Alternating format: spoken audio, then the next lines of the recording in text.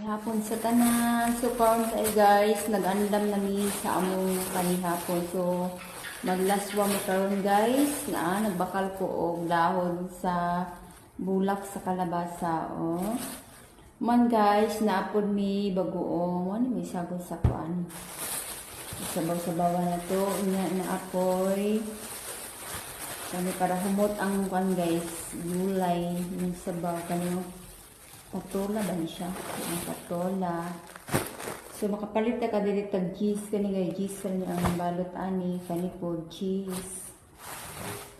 Nay siling nga haba o sitaw nara guys.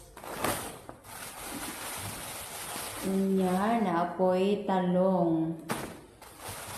Man guys, among ikuan ani